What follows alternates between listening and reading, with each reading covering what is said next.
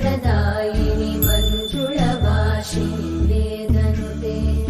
पङ्कजवासिनि देवसुपूजित सद्गुणवर्षिणि शान्तियुते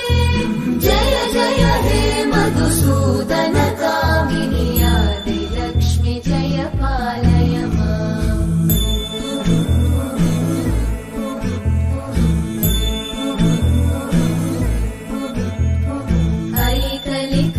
ऐकलिकल्मषनाशिनि कामिनि वैदिकरूपिणि वेदमये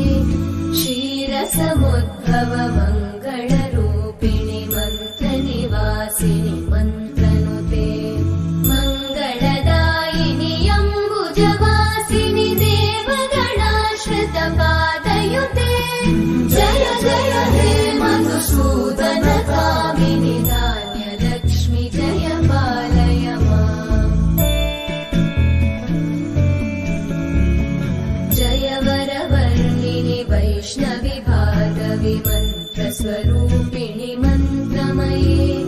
सुरगणपूजित शीघ्रफलप्रद ज्ञानविकासिनि शास्त्रनुते भवभयहारिणि पापविमोचनि साधुजनाश्रितपादयुते जय जय हे मधुसूदन कामिनि धैर्यलक्ष्मि जय पालय माम्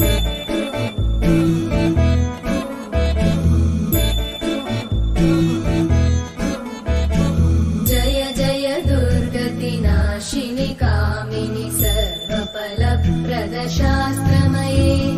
रथगजतुरगपदादिसमानुत परिजनमण्डित लोकनुते